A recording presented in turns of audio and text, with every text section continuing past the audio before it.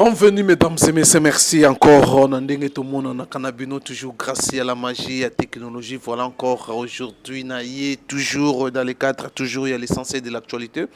Oyotomi Kakato commenter l'actualité en Cannabis. Voilà encore Nazana et Sengoming qui a présenté ce nouveau numéro de l'essentiel de l'actualité auquel Tokolobé là sur la situation.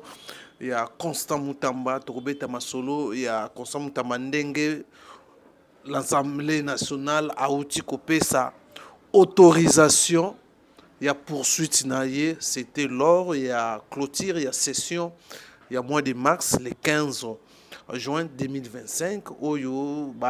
Parmi les matières, il y a Constant Moutamba et puis il y a Nicolas Kazati.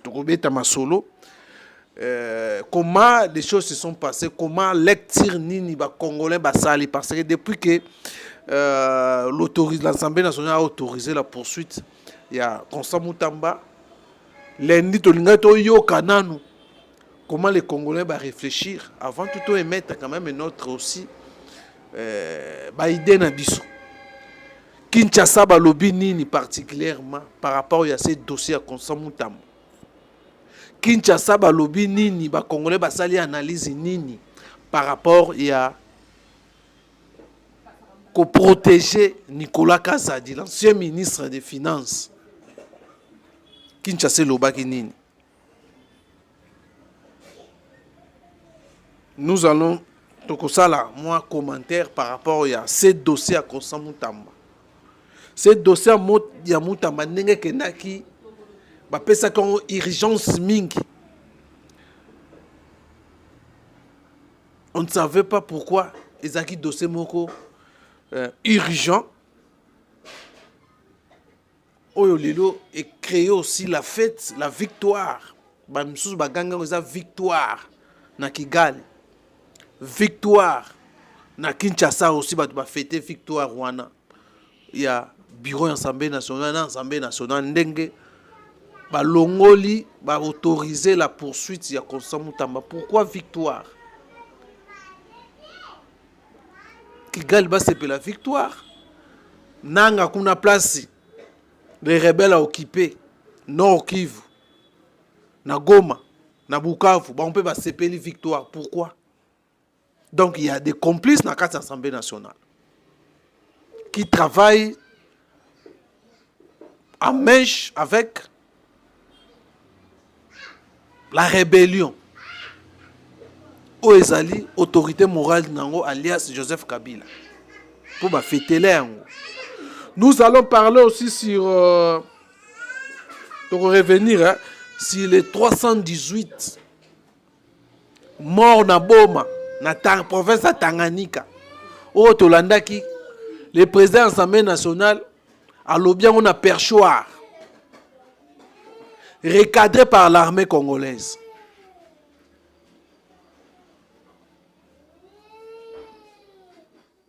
Voilà bureau Assemblée nationale pas ses clarité na Congo. Bureau Assemblée nationale n'a pas clarité na Félix Tshisekedi. Oyo ba Congolais baza kozela. Ce n'est pas ce que ça et pas la bonne urgence cité. Urgence c'est ça ba fongola ba banque. Urgence c'est ça il faut to clouer Constant Moutamba. Au cours de cette émission commenter. Alors, je vous convie alors de vous abonner sur Topkin Info.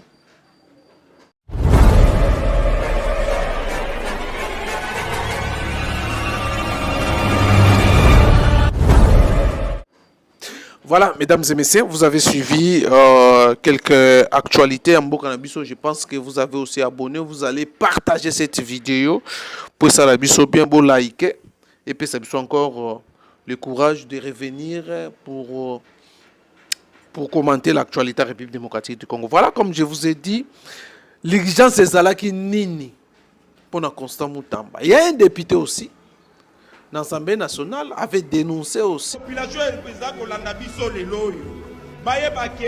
Professeur Meshak Atikali Kolobesika Mokote que ministre Moutamba Aibi Esika Mbongo Difra Yabulamata dit tel. Malobi ke barrière administrative eza ebele comme erreur administrative eza ebele, comme pe conflit ezali entre les ministres na conseil supérieur à magistrature, plus surtout na ministère public, procureur général. Na kosenga boyebi ya héros national na biso. À cette histoire question ya levé autorisation d'inscription ya ministre Mutambalelo doit revoir au jour qui viennent. Parce que nazali comme on a des urgence nini. Oye so tanga mapona to statut likambo kakalelo. Urgence ezanini. Urgence lingaki kozala ke Mutamba la met dans les sacs wana urgence lingaki kozala. Mais comme même ezali na sac était nazali comme on a opportunité urgence était. Honorable président, gardez bon père nayo de la famille, ça là que ba institution oyezana ba conflit, to trouver kinya pour tetoye ba kobundisa banguna oyo bazali kobundisa biso. Banguna baza kobundisa est na biso, baza kobundisa biso butu moyi, to koki kotia te, to continuer na ba conflit. Merci. Si l'urgence ezalaki nini pona Kolanda, dossier, il y a Constant Mutamba, tantôt 19 millions, tantôt 39 millions de dollars détournés. Tolanda qui aussi, la commission n'a pas aussi éclairé l'Assemblée nationale sur soi-disant détournement. Il n'a jamais parlé, il y a un détournement et pas il y a Constant Mutamba. Voilà, Tokomegato sur le dossier à Mutamba. Après l'autorisation de l'Assemblée nationale, lors de la clôture, il y a session, il y a max, l'Assemblée nationale le 15 juin. Constant Mutamba autorisé par l'Assemblée nationale. Mais qu'est-ce qui s'est passé réellement? Vitesse Ouana. Oyo bakendelaki ko lever ba pour sa autorisation à poursuite il y a Constant Mutamba. Est-ce que c'est une urgence? Donc il fallait la commission à statuer vraiment na fond il y a demande, il y a procureur près la cour il y a cassation. Oyo sengaki l'instruction c'est mbalamoko pour à notifier, faire inscription, puis il a demandé encore poursuite. Il y a Nicolas, il y a Constant Mutamba. C'était quoi? Un acharnement par rapport à certaines opinions contre Constant Mutamba. Un acharnement, il y a solo na komona yango politiquement. Et comment faire politique? Parce que Constant Mutamba gêné certaines les actions ou les comportements en défaveur de la République démocratique du Congo et surtout la mission il y a qu'on restaurer une justice forte à la place il y a un homme fort. On peut tout dire dans Constant Mutamba. Certes, il y a eu des erreurs ou tentatives, il y a violation, il y a processus, il y a passation en marché. Ou violation, il y a passation en marché. Est-ce que Zaki Yangwane Zaraki, il fallait déjà Babenga Constant Mutamba à détourner Mbongo pour avoir violé le processus, il y a passation, il y a marché. C'était ça la question que l'opinion se pose, la question même ils ont créé moi confusion dans les Congolais. Donc une étape il y a une guerre entre le Conseil supérieur et la magistrature. Les guerres elles sur de certaines décisions.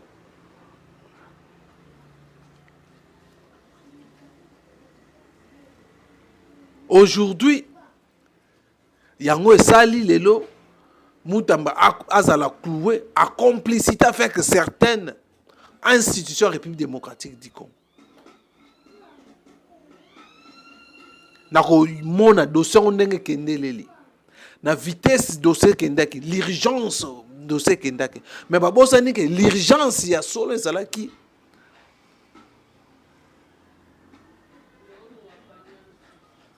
Il y a d'abord la situation sociale, il y a des Congolais. C'est aussi l'urgence. L'urgence, c'est ça là qui. Il y a qu'à redorer l'image. Il y a l'armée congolaise et la police congolaise. Et ça, c'est l'urgence par rapport à la circonstance que les pays ont traversé. L'urgence, c'est ça qui aussi. Il y a des embouteillages. Comment en finir avec les embouteillages? L'urgence, c'est ça qui. Comment faire. Comment la route. Kinshasa, c'est la route. Tobika Kinshasa pose à Congo une grande partie. Puis à Congo, c'est un problème avec la route. Urgence, urgence, c'est en urgence, pourquoi Sima où est-ce que le marin na kati ya Congo et comme côté comme na $30 urgence, c'est en ministre économie. Urgence, c'est ça là qui aussi. Il y a pourquoi le prix, il y a transport na Kinshasa, ils ont respecté.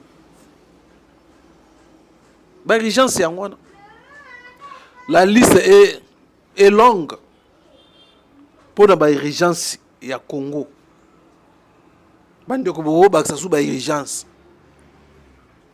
L'urgence, c'est ça qui. Pourquoi l'insécurité est commis ma casse na mboko yo?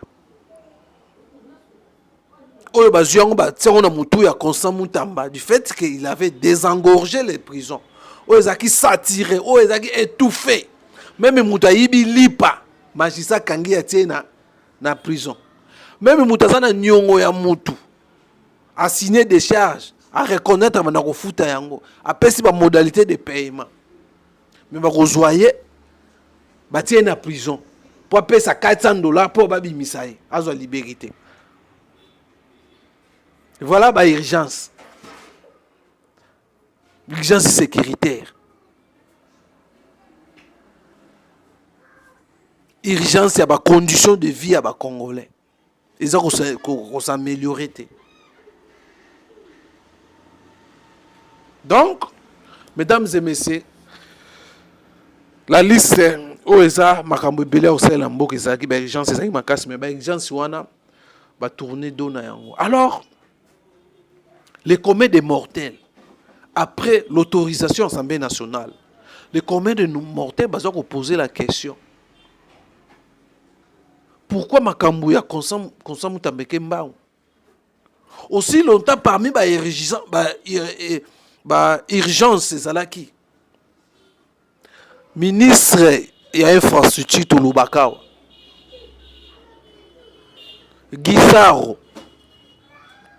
Son Albimaki député national. Mais reconduire Jesus. Na infrastructure. Aussi longtemps que mon Bima pour réfectionner ma route, tonga ma route, Kinshasa sans trou, mbongo kenda wapi, Kinshasa sans nzela susuti, banzela basala ki, banzela to ebite to bengo ya qualité nini, banzela no se kufu ya bandela encore asiko sala banzela, banzela zate. Ba ministre depuis l'année passée, une motion contre ministre. C'est très important, très importante, motion. Bureau va vendre les dossiers, va vendre la dossier au nom de l'union sacrée. Pour ça, na kati ya union sacrée. Va vendre les urgence, il fallait pas traiter. Pour dire les ateliers, ils ont créé un embouteillage. mabulu eleki mingi na nzela. Urgence on azo lobawa. Moïse Nyambugabu azana Goma, azana bananga na bakabila. Député national. Suppléant ya ministre wana, Banyamulenge wana. Ya Banyamulenge wana baba benemi ya Congo. Tozana Banyamulenge o pe bazwa ko buno niveau ya États-Unis pour lelo Congo tozana na ndenge tozabwe. Ya des Banyamulenge qui se sentent des Congolais. Oyo bazwa ko bunda aussi pour que donc combattre la position. Il y a Paul Kagame, il y a Joseph Kabila, n'a pas supplétif naï. Mais il y a des Banyamulenge pro Rwanda. Comme Moïse Nyambugabo, le suppléant ministre de l'infrastructure, député national à côté na siège naï, député national, yewana ke na Goma. Il fallait ça la urgence, il y a kolongole ba immunité, non urgence ba pesi yango pona mutamba. Personne pour le Moutamba. Urgence nga kozala aussi matata mpono depuis que ba condamné. Matata mpono azomona nate. Banani ba bombi. Il faut tozonga na Assemblée nationale batu banda ko côté na kati Assemblée nationale. Balo ba vérité place azali ba koyeba place azali. Soki de famille na ba osa déclaration moko ya pour distraire l'opinion, matata azomona nate. Ba yebi ba jena ba ronyo so bazosala. Matata condamné mais bazo yeba makambo sala place azali ba yebite. Urgence ya paix avant de fala sala luka ba luka matata pour nos place azali. Mais urgence c'est que pas ya consent Moutamba. Voilà. Nous avons réfléchi que l'urgence est tombée et pas il y a consent Moutamba, c'est parce que consent Moutamba avait initié des sanctions contre Joseph Kabila. Des sanctions de lever l'immunité à Joseph Kabila. Il y a qu'à retirer les avantages juniors sur le bénéficier dans le Congo, alias Joseph Kabila. Voilà l'urgence. L'urgence, même on pense que non, Petio yo, ayoko boma bako pour nabiso.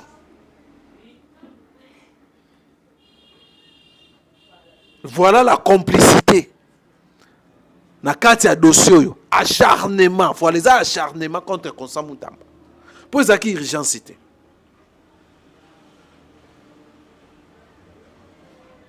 Même la primature, ils sont incapables de retraiter ces dossiers.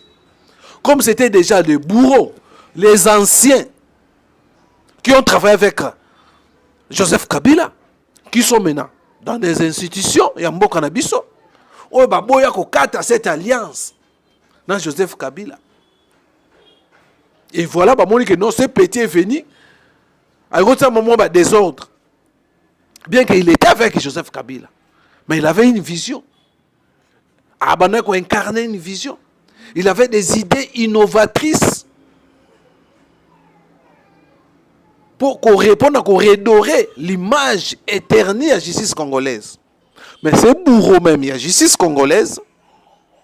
Et les chefs de l'institution Moussoussou se sont complotés au nom de leur alliance, au nom de leur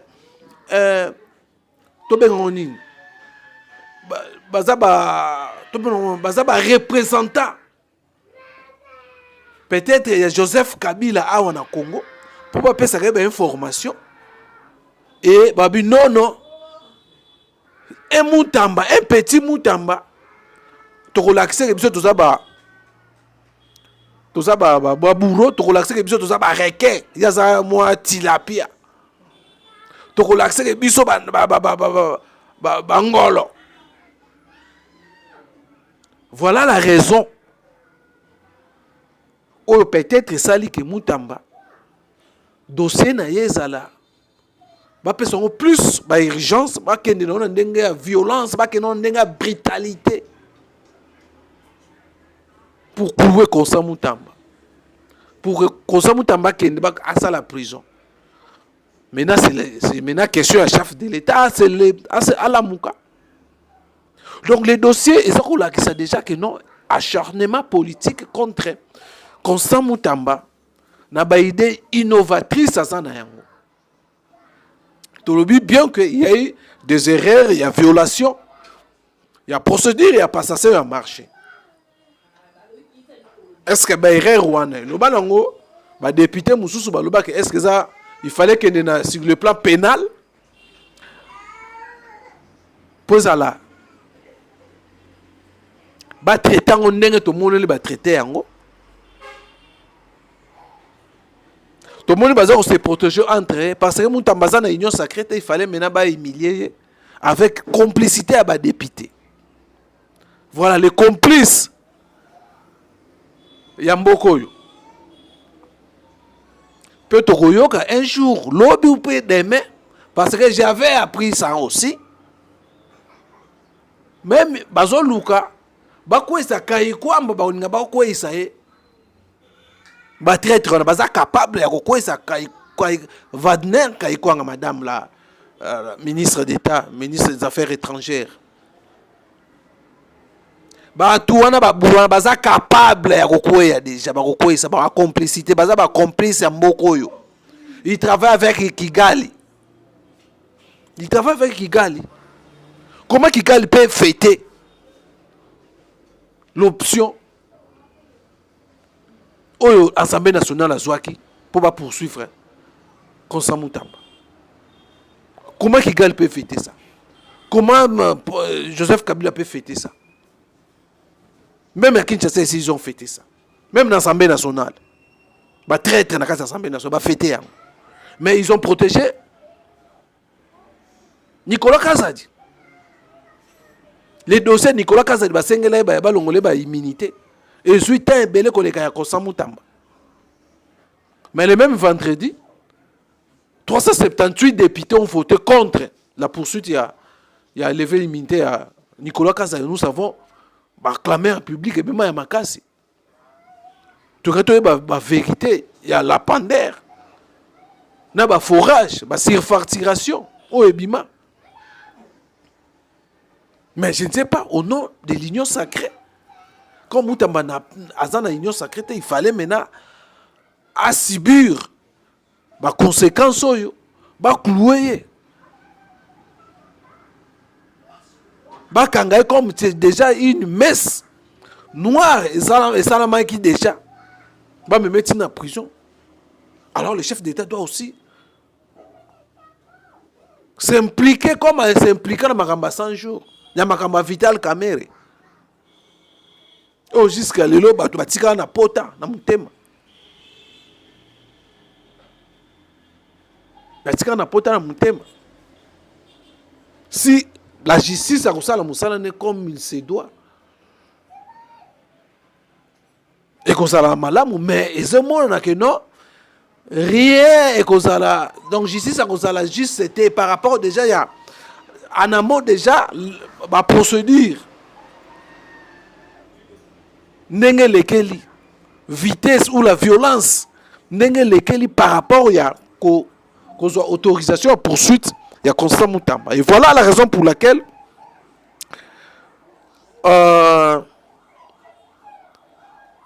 Moutamba, je ne crois pas la lire où les choses n'est Moutamba à Kobima, la grande porte, s'il n'y a pas l'intervention, même il y a chef de l'État, il y a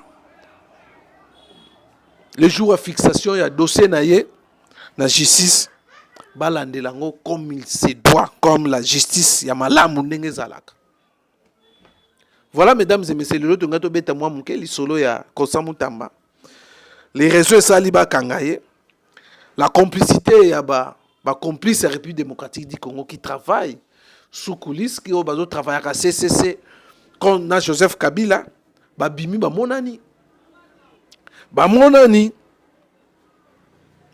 De nombre de dossiers où ils sont sensibles, où il fallait se fixer na yango pesa ngo urgence mingi mais mona que non wana te Photo de ça, Constant Moutamba nous KO. Il y a des montants et bimana ba dans 145 territoires. Oh, la justice devait faire suivi na yango. Ba dossier belé. Il y a makasi. Mais il y a bambon mso bima mais poursuite et salamate ba deke ça bambon misale salamate. Makambu ya Kasai oriental, Kasai occidental. Bambongo bima banzela, batu balia bambongo, ba dekesme salama, mais poursuite et salamate. Ah on a Kinshasa ku tolobela te. Pour ministre ya banzela ba protéger l'Assemblée nationale. Dossier ba boyo ezala ku tata DP. Ezala ku tata ba débat tango na plénière. Il est kaka bongo. Trop de dossiers. Oyo ezako kamusa. Oyo pourquoi bah tu as posé pourquoi la réaction violente aussi brutale. Il y a levé, il y a autorisation, il y a poursuite, il y a Constant Moutamba. Voici la réalité aux a planifié en amont. Oyo, le lo batu balobe za acharnement, to bengo za acharnement, to ko confirmer. Les acharnements par rapport il y a les dossiers Constant Moutamba au ESUI niveau ESUI. Alors, mesdames et messieurs, nous allons parler sur les 300 babi. On a tué 318 personnes dans Moba, dans la province de Tanganyika.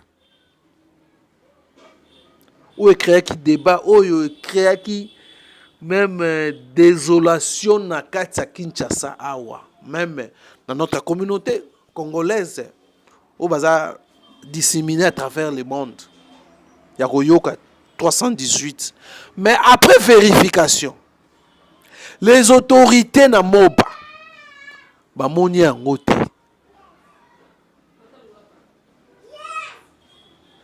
Comment Vital Kamerhe sans vérifier paix devant perchoir naé a passé message. Il y a modèle. C'est la honte. C'est une honte pour une institution Bokanabiso. Une institution. Assemblée nationale. Message à modèle l'équipe. Sans vérification.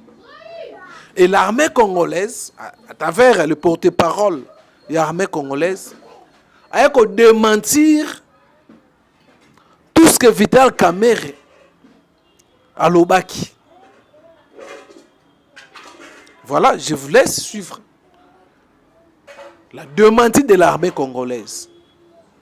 Suivez un peu, on se retrouve. Les armées de la République démocratique du Congo ont suivi, comme tout le monde, l'information faisant état de 318 personnes tuées dans la nuit de samedi 14 à dimanche 15 juin 2025 dans le territoire des Moba, en province du Tanganyika. À ce sujet, les forces armées de la République démocratique du Congo portent à la connaissance de l'opinion nationale et internationale qu'aucun massacre d'une telle ampleur n'a eu lieu dans la nuit du 14 au 15 juin 2025 dans le territoire des Moba. L'information sur les prétendues 318 personnes tuées, rendue publique sans vérification préalable, est fausse et dénuée de tout fondement. En effet, faisant le bilan sécuritaire du territoire, la société civile locale a plutôt stigmatisé l'activisme du groupe armé Mutono, à la base d'une dizaine de morts depuis 2024 au groupement Maseba dans la chefferie de Kansabala en territoire des Moba, sous l'impulsion du gouverneur de la province du Tanganyika. L'administrateur de Moba a réussi à gérer la situation avec sagesse et professionnalisme. Les forces armées de la République démocratique du Congo demandent à l'opinion de ne pas céder à la désinformation, la manipulation et l'intoxication véhiculée par les personnes mal intentionnées dans le but de nuire à leur crédibilité. Elle dénonce également la récupération de cette fausse information à des fins politiques et propagandistes. Vous avez suivi quand même comment l'armée a recadré Vital Kamerhe, à démentir à propos de Vital Kamerhe. Donc, Vital Kamerhe constitue un danger. Un danger pour la République démocratique du Congo, comme au monde. Il avait dit, avant Bukavu Kweya, les rebelles basana Katana. Et créé un débat dans l'Assemblée nationale. De peur que, tu as confirmé que les rebelles basana Katana. Donc, du fait qu'à l'objet 318 morts, tozo banga ke na ba erezo ko yawa baboma 318 morts. C'est comme si c'est un plan moko boye monté au niveau Tanganyika, faut baboma batu. Que yaza au courant de ça. Et que na sens wana. Et que net na sens wana. C'est très dangereux. Il y a vraiment une certaine opinion parce que non. Vital Kamerhe aye ko sala aye ko pelisa moto encore na makambo eza bongo tazo aramasa ngo wapi azu yango wapi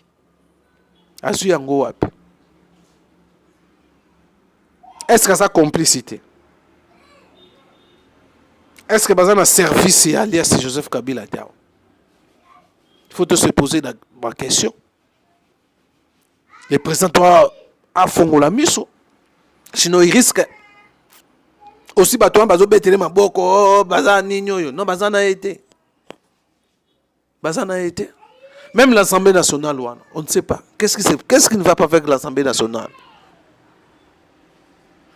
Donc, législation, yo. Et le remonte à ma Congolais, c'est la malam. Quand même, nous a promis que ça la temple la véritable démocratie, mais démocratie est atteinte. Tant que tout le monde a une place aux rebelles, à Zazo, Baba font la banque, pas foutre à battre. Oui, il faut pas foutre à battre, doit souffrir. Mais pas font la banque. Dans la province, ils ont des rebelles. Suite les Alanines. Suite les Alanines. Voilà, mesdames et messieurs, on termine par ici. Merci à Milon Sobozake-Belé à Rolanda Bisso. Nous allons revenir dans les prochaines heures pour parler de l'actualité, commenter l'actualité. Quant à moi, je vous dis merci à Milon Sobozake-Belé à Rolanda Bisso. Prochainement, dans le numéro Moussoussou. Bye bye.